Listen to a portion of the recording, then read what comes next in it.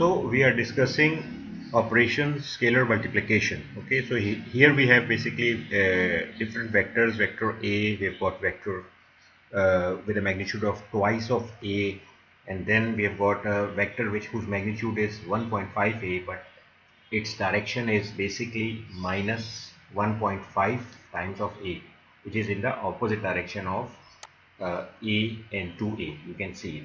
Then basically if you perform this multiplication with any vector, if you multiply it by 3, the magnitude will increase 3 times of that of vector A. So you can see here we have basically shown associative property. Then we can also see in the number 2 we have shown distributive property with respect to scalar addition. You can see the multiplication of this vector is being done by means of two constants A and B, which are basically the coefficients.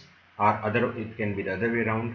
Over here is distributive with respect to vector addition. Over here we have got two. In the third one we've got two vectors A and B, and then they are basically being multiplied with a constant vector, constant coefficient A.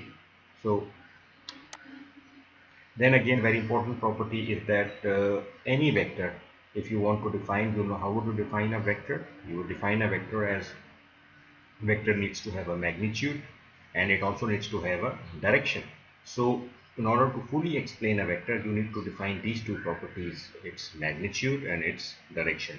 So here we have this vector A. If we want to fully define this vector, we have its magnitude A, and then if for its direction, one of the best ways is basically every vector has got a unit vector as its direction, and here is the vector whose direction is E. So E is the unit vector of A. Then if you have got any vector, you can also basically resolve those vectors into its respective components based on like this vector R will be having two components A and B.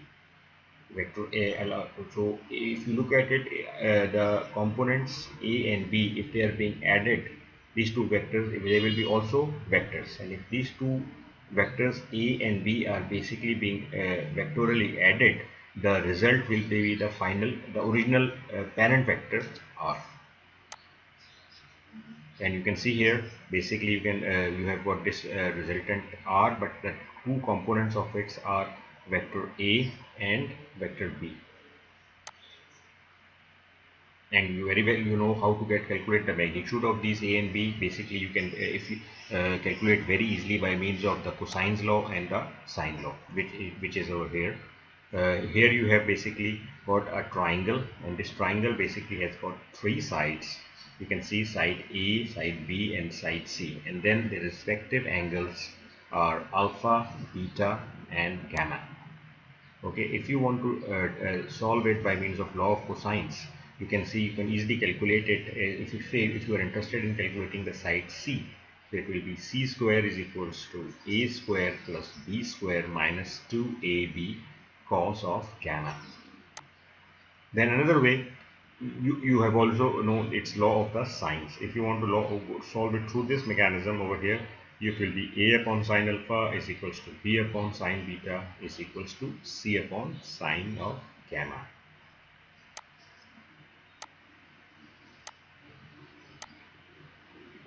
Now if we just to tell you that if you got this vector, instead of vector A we got this vector V, it will also have its two respective components, and one will be V can be resolved with two components, V1 and V2. And basically if you can see basically with V and V1 is basically the angle is theta, and if you look at it, the angle between V1 and V2 is beta. You can basically if you have got this theta and beta, then V1, V2 and resultant V. Out of this you can easily calculate V1 and V2. Here it is. When we will come into numericals, you will see how easy it is. Now we go to the vector components and projection. Very important property over here is that which comes that most of the time you can always resolve your vector R with respect to the two axes x and y, but sometimes it happens that the x and y axes are not there, but there are some new axes which may not be basically orthogonal to each other. So under that way, how you resolve it, like over here, if you can see the figure, you have got this resultant R, and whose components are F1 and F2, and you can clearly see that this uh, components along the axis A and B, they are not basically orthogonal to each other. So you can, if they would have been orthogonal to each other, we can vectorially add very much easily together. F1 plus F2 will be equals to R, okay, along the axis A and B. But if you look at it over here, Fa and Fb, the projections of this R onto axis A and B, you can see that Fa plus Fb is basically not equals to R over here in this case, because why, you can see the Fa and Fb are at an angle which is definitely going to be less than 90 degrees. So this is again a very special case of again resolution of vectors, but you must be familiar and accustomed with this thing, that there can be scenarios in which the two vectors projections will basically not be at an angle, orthogonal angles are at 90 to each other. So in this scenario, this is to just let you know that you are not fixed to the same rule that they must always be at 90 degrees to each other. Then rectangular components most commonly used, if you look at it over here, is basically this vector f, and it will be resolved into its two components fx and fy, and you can see this f is basically relating vector f is making an angle theta. It will basically, if you want to calculate f from this, it will be simply vectorially added the two components fx and fy in the x and y directions. And then again, if you want to be more elaborate, since this fx is, you already know, is basically a vector and it needs to have some direction also. So on this vector fx, the direction will be fx along its direction I, and then along y, the direction will basically fy j, and you know I and j are basically the unit vectors. And you know already very well that this fx and fy basically are the vector components of f in x and y direction, and I and j are the vector projections, are basically the unit vectors. Right. Fx and Fy, if you want to calculate over here, it will be simply Fx will be equals to F cos theta and Fy will be equals to F sin theta. And you know it very well that if you want to calculate f, it will be under root of fx square plus fy square, and theta will be equals to tangent inverse of fy upon fx. Now here are some very special cases that you must be able to understand, and those cases are basically, for example, if you see in the first case over here, if you see here fx and fy, if you calculated it, you have got an x-axis and y-axis, and if you look at it, they are still at 90 to each other, and this vector f is basically at an angle of theta from the x-axis, but these are not the standard that you always see. Still they are basically orthogonal to each other. You can see, if specifically speaking, you can see it's in the second quadrant. So if you resolve it, it will have its two components. It will very easily, the x component will be basically fx is equals to minus f cos theta, and fy will basically be equals to minus ka f sin theta. These components are negative because the projections of these vectors are in the opposite direction to the standard x and y which are being shown in the figure.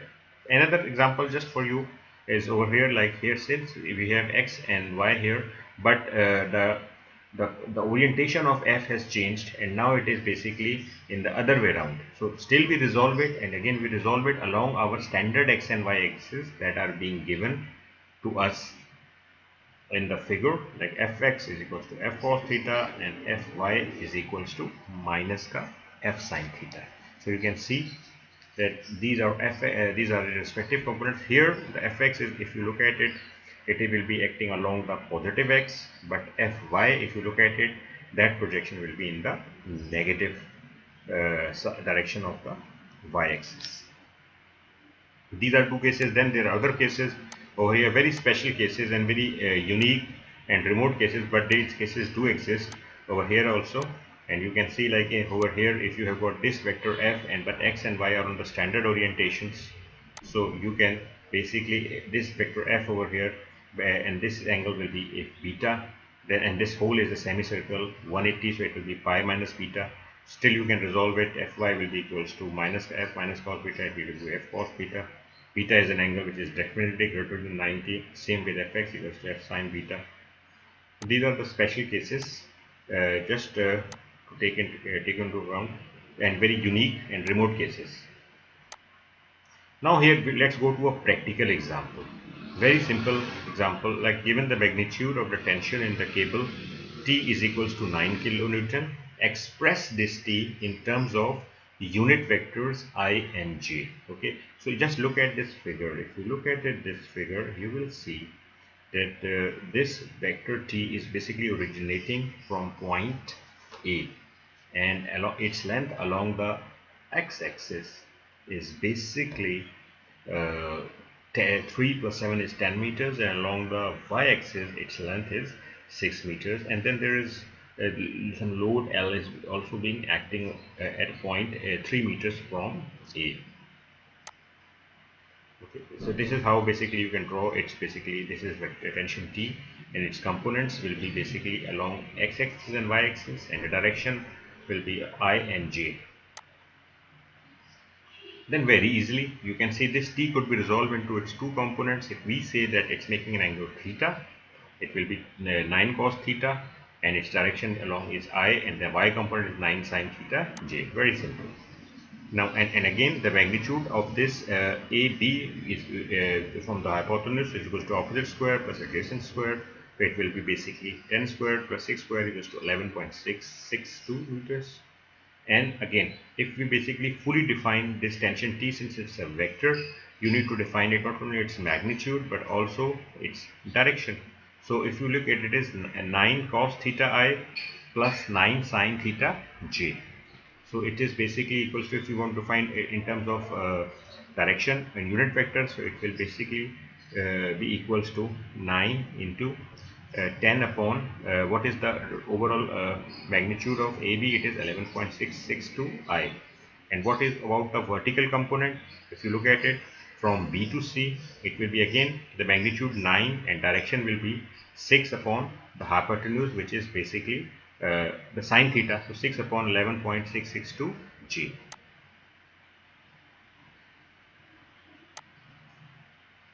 So this is how basically you resolve it into respective components. Very simple problem, and you simplify it, you will get it as tension T will be equals to 7.72 I plus 4.63 G. Now let's go to another problem, a bit more challenging than the previous one. Here they give you combine the two forces P and T which acts on the fixed structure at B into a single equivalent force R.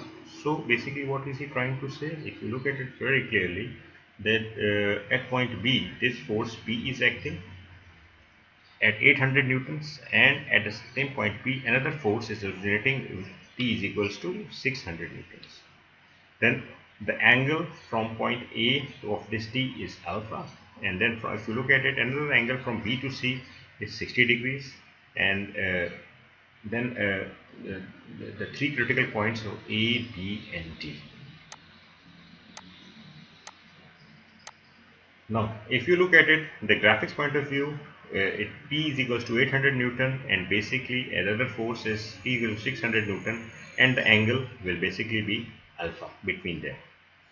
Then if you are interested in calculating this alpha, very easily you can say it will be equals to tangent inverse of 6 sin theta.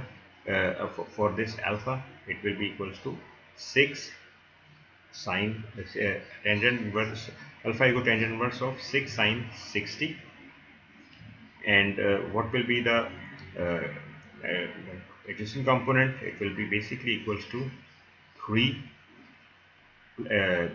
from E to C is 3 meters, and the other component from C to D, it will be 6 cos of 60. So from here we can get our alpha very easily, and alpha comes out to be equals to 40.9 degrees.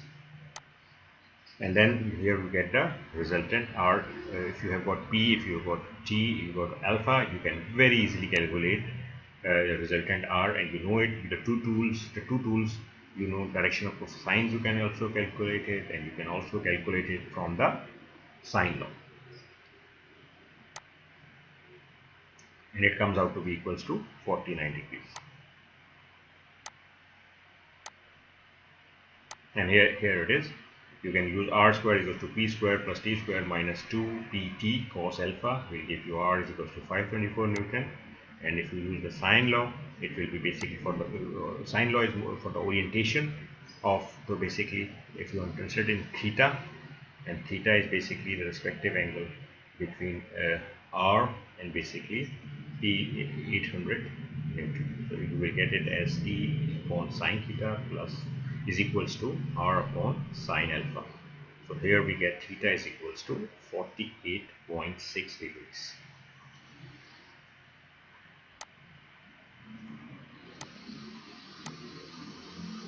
Then again, if you want to go for the vector components algebraically, you do not want to take the use of the cosine law and the sine law, you can still solve this numerical. Like if you can see, t is basically acting along the x-axis, and it's also acting along the positive component of the x-axis. So it will be p is equals to 800i, and t is equals to, if you look at it, it is minus 600 cos of alpha I plus sine alpha j. If you simplify it, basically you will get r is equals to p plus t, and these three are all vectors, and it will be equal to 346i minus 393j.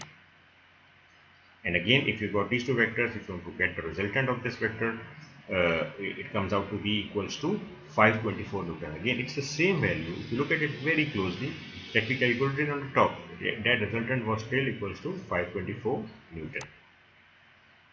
And you are interested in the orientation of this resultant, it will be again theta is equals to tangent inverse of fy upon fy equals to 393 over 346. It gives you an angle of 46.6 degrees, which is the same when we calculated it by means of geometrically 48.6.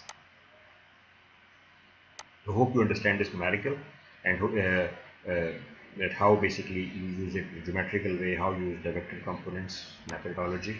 Okay. Now we go to a very simple numerical just to elaborate our concepts further. Here we have got determine the magnitude and direction of the resultant force. So here they have got given you a resultant force. You have to calculate it, and two vectors that they've given is F1 is 100 newtons making an angle of 15 degrees, and the other F2 is making an angle of 10 degrees along the y-axis. Two forces is not acting, and you can see basically they are basically not acting at the same point. But if you basically extrapolate it, you can see they will still be acting at some converging points. Geometrically, they are saying some sort of a bolt is there on which an eye bolt. This is basically called an eye bolt. Now, if you draw them on graphically, and then those two vectors, you can see one is F1 is 100 Newton, the other one is 150 Newton, which is making an angle of 10 degrees as shown in the figure. And you can see if you solve it by means of parallelogram law of forces, you have got F1, you have got F2, and then you have got these two projections over here, F1, F2, and then these are the two projections, and a parallelogram is being completed, and FR is there. Now you be very careful. The resultant FR angle is basically theta, and we are very much is an angle theta with the 100 Newton force. But the most important angle will be the angle of FR, which is opposite to it. It is between the angle of the 100 Newton force and the angle between the 150 Newton force. And then again, since this is basically, if you look at it, this is the center angle is basically 90 degrees minus 25 degrees is equals to 65 degrees, which has given. And if you calculate the internal angle, since all the four internal angles of parallelogram is 360, so very simply you can say 360, and the two angles which you have calculated it 90 minus 25 is 2. Since they are 2, the third 360 minus 2 times of 65 divided by 2, it will be basically equals to 230, and divided by 2 on the two sides, it will be 115 degrees. Okay, now we go to just further see how the calculation are done and to understand these concepts very clearly. You already know very well that Fr, if you want to calculate it, it will be equal to square root of f1 square plus f2 square minus 2f1 f2 cos of alpha. Okay, and so basically you calculate Fr is equals to 213 Newton. That's and same goes if you are interested in the angle theta. You can do it by f2 upon sine theta is equals to fr upon sine alpha, and you know what is alpha. Alpha is the resultant angle which you have just calculated by means of using the basic internal computation for parallelograms interior angles. So it comes by means of sine law. Theta you have calculated it as 39.1 degrees.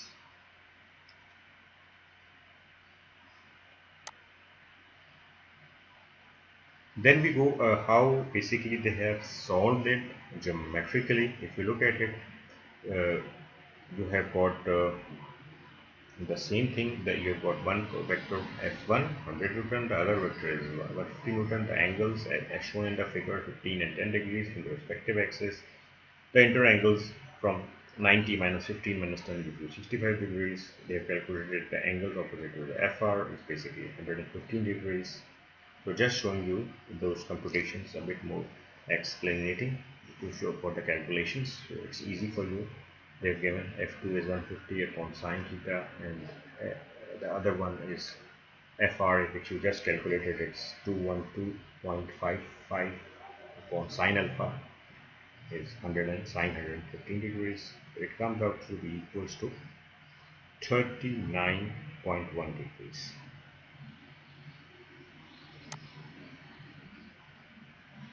Now you can also basically, that was a geometric method, and another method is basically you can solve those forces into its respective components. If you solve it with respect to its respective components, it will be f1 and f2, again same, making an angle of 15 degrees and 10 degrees with respect to its axis. So you can solve those components. You will have basically two components of f1, and you can see you can also have two components of f2.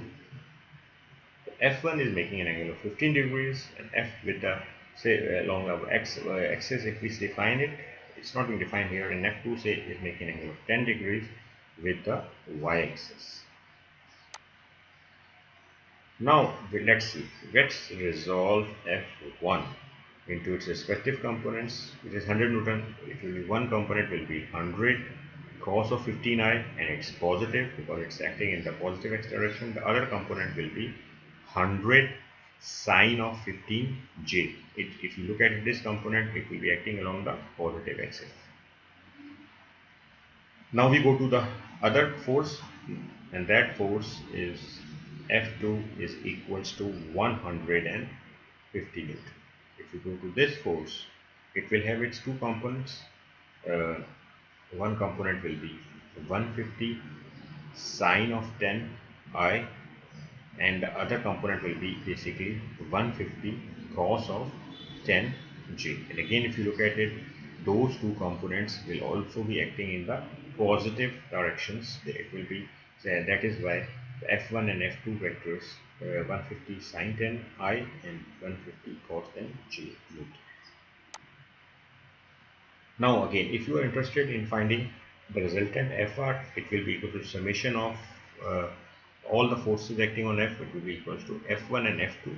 Now simple, what you do, you've got you add the I components together and you add the J components together to get it. For example, if I add 100 cos 15i plus 150 sine 10i, these are two positives, and we get up with 122.64i, and if we add the other 200 sine 50j plus 150 cos 10j, we get it as 173.60 j Newton. So this is our resultant Fr as components 122.64I plus 173.60 J Newton. Now, if you are basically interested further to find the resultant of this angle, if you look at it very clearly, it will be phi is equals to, we say that angle resultant is phi tan inverse of FRY upon FRX is equals to tan inverse 173.60 upon 122.64. It gives us 54.761 degrees.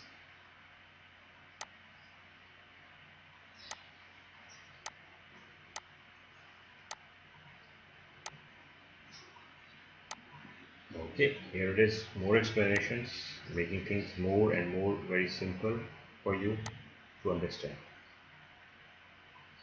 Then again, we go to another example, a very simple example to understand the things. Here we have got two forces. There you have got an x and y coordinate system. Understand numerical, and you basically got F1 is equal to 600 Newton and F2 is equal to 400 Newtons, and F1 is making an angle of 30 degrees and F2 is basically making an angle of 45 degrees from the y-axis. So this is very important. This angle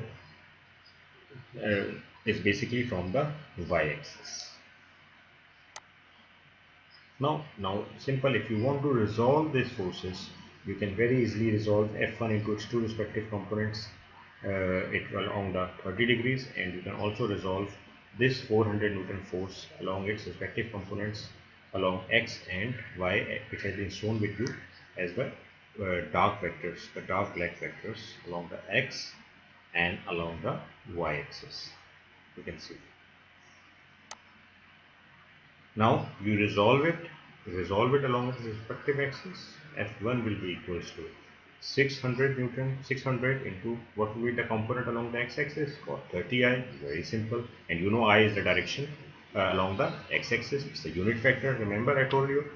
And then what about the other component, which will be along the y-axis? Since it's along the y-axis, the unit vector will be j, and it will be 600 sine 30 j Newton. What about F2? If you go for F2, now you have to be very careful here. F2 will have its two components. If you look at it very clearly, the x component of F2 is not along the positive side of the x-axis. Rather, it is acting on the negative side of the x-axis, which is our standard graph's x dash axis. So you look at it, F2 will be equals to minus 400 sine 45i, but the y-axis component is along the y-axis, so it will be equal to 400 cos 45 j Newton. All right, then we got this thing, and now we'll be interested in basically the resultant of this FR. Same we will be doing it. Basically, you will be FR is equals to F1 plus F2. The two components that you have developed for F1 F2 were 600 cos 30i plus 600 sine 30j plus and the components of the other force was basically minus 400 sine 45i plus 400 cos 45j. So what you do, add the like I components and add the like j components together. If we do that, we will get FR. FR, remember, it's the vector and it is the king vector. It is the resultant of the two individual forces F1 and F2 that was being acting over there. Okay, so FR comes out to be equals to 236.77I plus, and the other FR component is 582.84 J Newton. So these are basically FR is and resultant force, two components. But again, you are basically being interested in calculating what is the resultant value. The resultant value or the scalar value of this resultant force FR. If you look at it very clearly, it will be FR is equals to under root of FRX square plus FRY square. X means the components getting along the resultant x component along the y-axis, and y means resultant y components along the j, along the y-axis whose unit vector is j. So it's 236.77 0.77 whole square plus 582.84 square. So Fr comes out to be equals to 629 Newton. So this is basically the magnitude of this resultant force Fr, which is 629 Newton. Now, if you are interested, this is it okay till here? No. The resultant force Fr of the two respective individual forces is just not complete. We also have to show the orientation of this resultant force. This orientation could easily be calculated as theta is equals to tangent of inverse of Fry upon Frx, and it is equals to tangent inverse. What is Fry over here for us? It is 582.84 oblique 236.77. So if you look at it here, theta comes out to be equals to 67.9 degrees. Now one thing very important, very important, always remember this, that it is the best practice of RC Hibbeler is that the resultant, whenever you calculate, you must always calculate that resultant from the positive x-axis.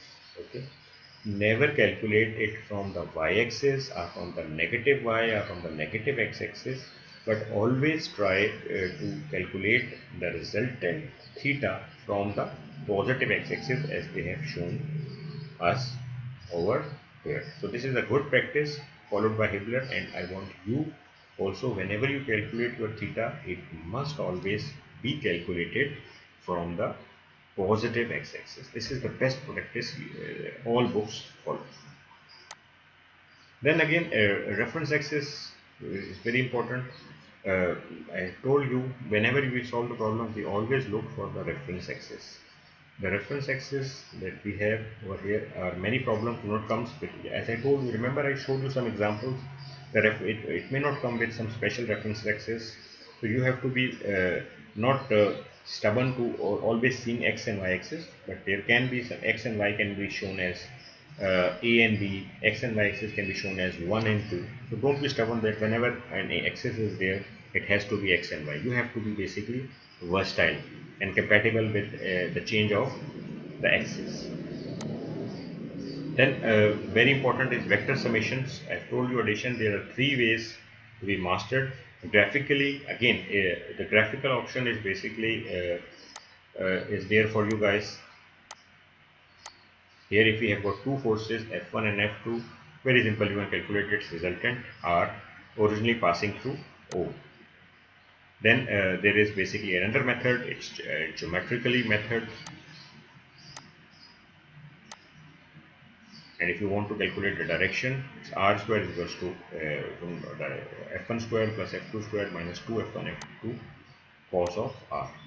Then the third method is basically the vector component method. Algebraically, we have done a lot of numericals with this method, and now I guess with those solved examples, you will be quite well versed in how they have done this.